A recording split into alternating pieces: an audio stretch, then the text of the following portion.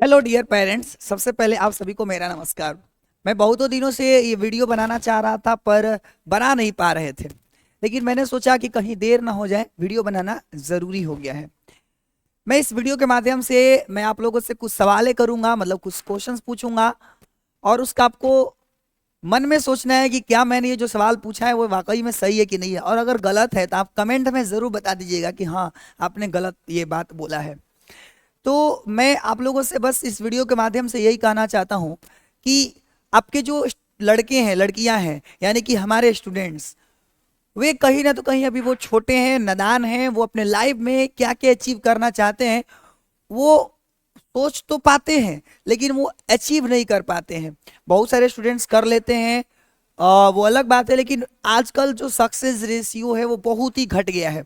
उसके पीछे का कारण कहीं ना तो कहीं हम पेरेंट्स और टीचर भी हैं।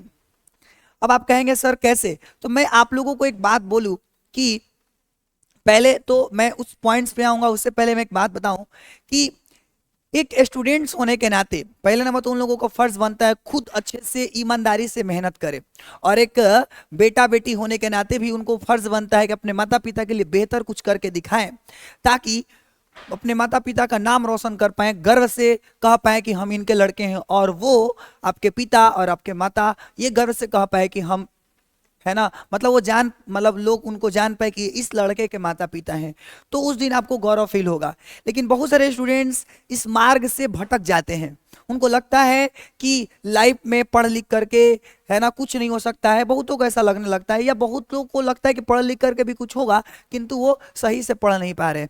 उसके पीछे का कारण कहीं ना कहीं हम टीचर्स और पेरेंट्स भी है। सबसे पहले पेरेंट्स का क्या कमियां हैं मैं आपको बताता हूं, है ना। मैं आपके कमियों को बता रहा हूं, अगर आपको ये गलत, अगर ठेस पहुंचे तो आप, मैं क्षमा चाहता हूं आपसे, और अगर अच्छा लगे तो आप जरूर कमेंट सेक्शन में कमेंट करिएगा। हम पेरेंट्स की गलतियां ये हैं कि जिस तरीके से बचपन में आप अपने लड़कों लड़कियों को जिस तरीके से अंगुली पकड़ करके आप स्कूल ले जाते थे, क्या आपने ऐसा अभी करना शुरू किया है? क्या आप ऐसा अभी कर रहे हैं? नहीं कर रहे हैं। अब आप कहेंगे कि सर अब लड़के लड़कियां तो बड़े हो गए हैं, मैं उनको स्कूल कैसे छोड़ूं? मैं ये नहीं कह रहा हूं कि सर आप स्कूल छोड़िए, लड़कों को ला करके उंगली पकड़ के ले जा करके स्कूल छोड़िए जैसे बचपन में छोड़ा करते थे। मैं ये नहीं कह रहा हूं, लेकिन आपको कहीं ना तो कहीं आपका फर्ज बनता होगा कि आप मंथ में कम से कम एक बार दो बार आप कम से कम उनके कॉपी को चेक करें, और आप ये पता लगाएं कि आपके टीचर्स, मतलब उनके टीचर्स क्या पढ़ा रहे हैं, सही पढ़ा रहे हैं, गलत पढ़ा रहे हैं, टेस्ट में नंबर किस तरीके से आ रहा है, परफॉर्मेंस अच्छा है कि खराब है, ये आप पूछते हैं। मैं मानता हूं बहुत सारे पेरेंट्स पूछते होंगे, ये बात को मैं सकारता हूं, और मैं ये भी मानता हूं कि बहुत सारे पेरेंट्स वो बाहर रहते होंगे और कमा करके भेजते होंगे, तो ही उनके लड़के पढ़ पाते होंगे। मैं इन सभी बातों को मैं मानता हूं, लेकिन फिर भी आपके घर में कोई ना तो कोई बड़ा भाई होगा, है ना, बड़ी बहन होंगी, जरूर कुछ न तो कुछ होंगी।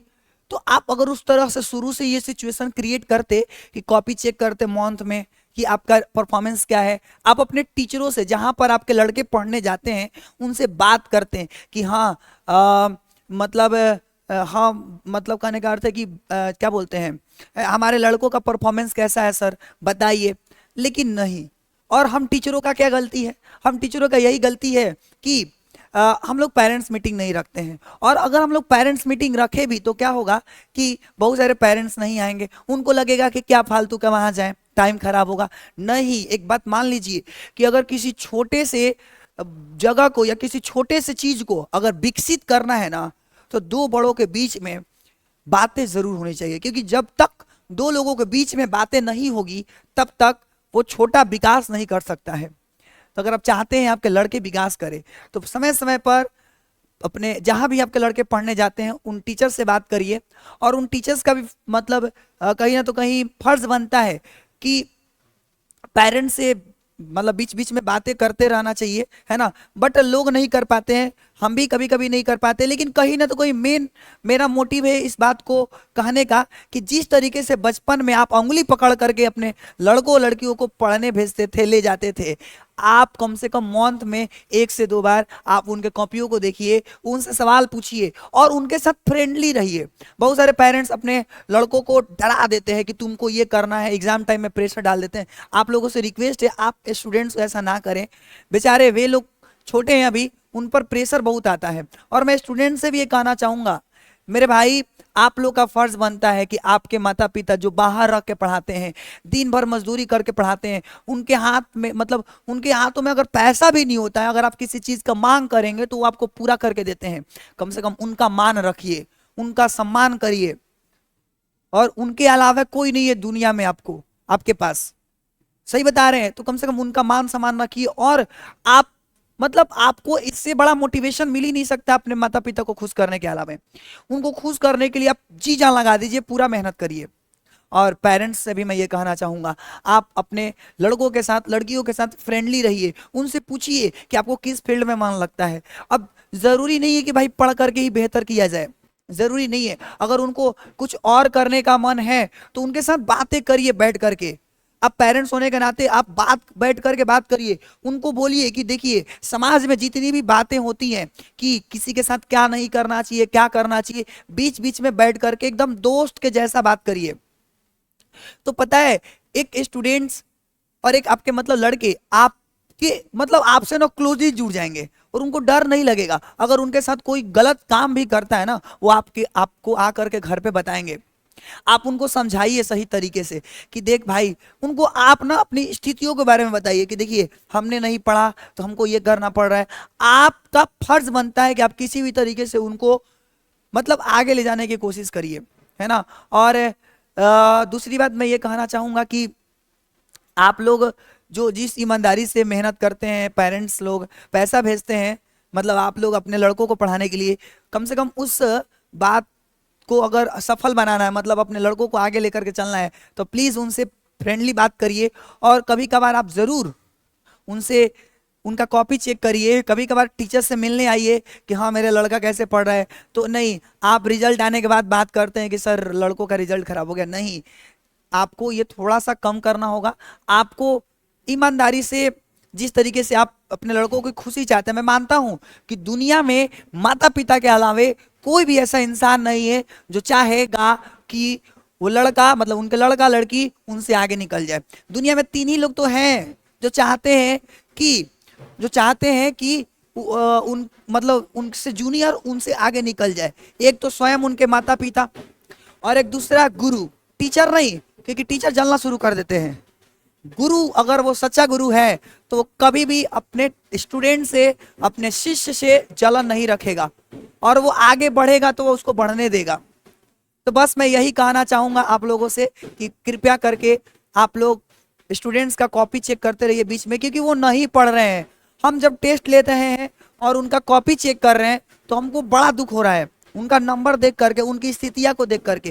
क्योंकि अब ज्यादा दिन नहीं है सर, सिर्फ और सिर्फ एग्जाम के 4 महीने बच गए हैं।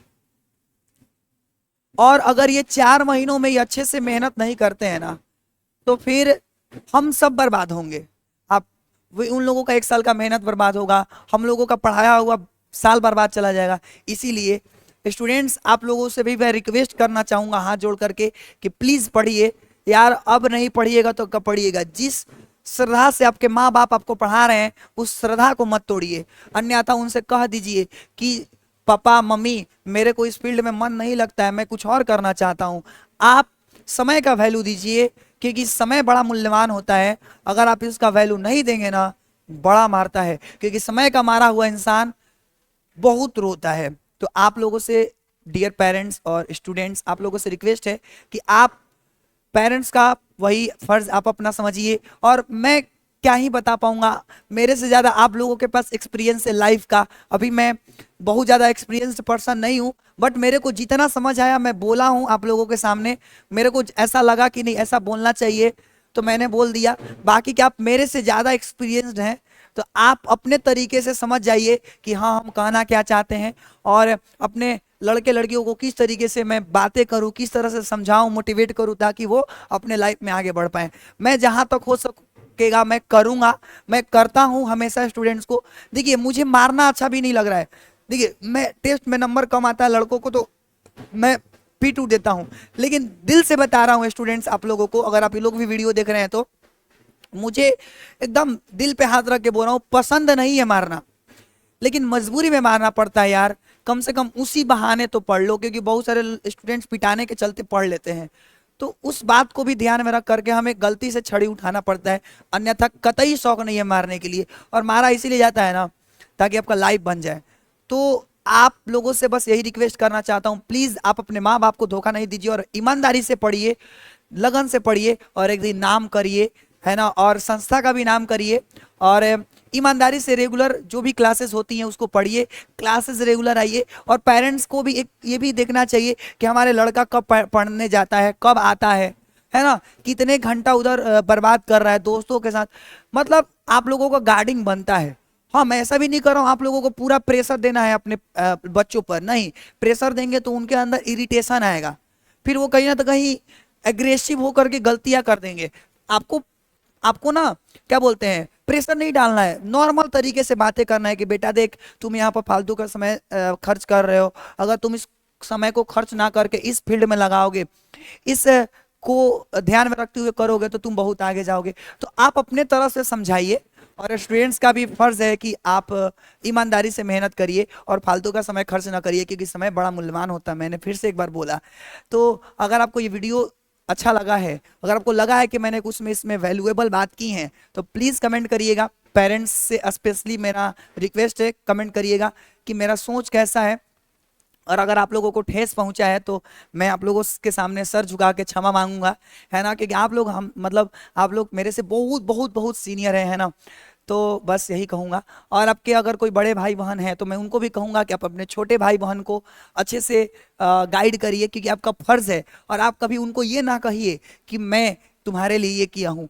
ऐसा करना मतलब एक तरह से बोल सकते हैं कि कोई फायदा नहीं है, क्योंकि बड़ा होने के नाते आपका फर्ज बनता है उनका करना, है ना। क्योंकि समझ ही रहे हैं आप, अब ब्रह्मा जी जब जन्म लिए हैं पहले, पूरे ब्रह्मांड को बनाए हैं, तो सीधी सी बात अगर वो ये कहने लगे कि मैं पूरे ब्रह्मांड को बनाया हूं तो ये गलत है ना। अगर कल को मान के चलिए माँ सरस्वती अगर पहले धरती पे आती, या शिव शंकर जी, मतलब जो भी है, मैं एक एग्जाम्पल के तौर पर रख रहा हूं, अगर वो कहने लगे कि मैं बनाया हूं तो फिर तो गलत है ना। आप पहले आए हैं, आपका फर्ज बनता है आपको बनाना। अगर आप ये कहें कि मैं ये किया हूं तो फिर तो चीटिंग है ना। तो बस मैं आप लोगों से यही कहूंगा वीडियो के माध्यम से कि प्लीज आप स्टूडेंट्स अपने माता पिता को ध्यान में रखते हुए ईमानदारी से पढ़िए। आपके एग्जाम के बहुत दिन नहीं है, और एग्जाम में बेहतर करने की कोशिश करिए, और बेहतर आप करेंगे। बस जैसे मैं पढ़ा रहा हूँ पढ़ते चलिए, और कोशिश ये करिए कि जितने आपके टीचर्स जहाँ कहीं भी आप पढ़ते हैं जो जो बोलते हैं वो आप करें, आप उनके बातों को माने। एक अच्छा शिष्य वो होता है जो अपने गुरु के हर बातों को मानता है, हर बातों का मतलब जितना भी पढ़ाई संबंधी बातें हैं वो मानता है, तो वह शिष्य बेहतर होता है। तो आप अपने माता पिता के बात, गुरु के बात मानिए और अपने लाइफ में आगे बढ़िए, क्योंकि इन तीनों का आशीर्वाद जिसके सर पे होता है ना, वो लाइफ में किसी के सामने नहीं झुक सकता है। चाहे वो आपका भाई क्यों ना हो, चाहे वो आपका पड़ोसी क्यों ना हो, चाहे आपके सामने कोई पीएम क्यों ना आ जाए। और तीसरा, आप सच्चाई पर रहिए। तो तीन चार चीजें ऐसी हैं जो अगर आप फॉलो करते हैं तो अपनी लाइफ में कभी नहीं झुक सकते हैं। तो बस मैं आज इस वीडियो के माध्यम से इतना ही कहना चाहूंगा। अगर कुछ गलत लगा है तो कमेंट जरूर कर दीजिएगा, और अगर वीडियो अच्छा लगा है, आपको लगा है कि नहीं मैंने कुछ बातें अच्छा बोली है, मतलब बोला है, तो आप सभी भी कमेंट कर दीजिएगा। चलिए तो पेरेंट्स एक बार फिर से आप सभी को नमस्कार मेरे तरफ से, है ना। मिलते हैं स्टूडेंट्स अब अपने लाइव क्लास में, तब तक ले जय हिंद, bye bye, I love you all. मेहनत करते रहिए, आगे बढ़ते रहिए, #रुकना मना है।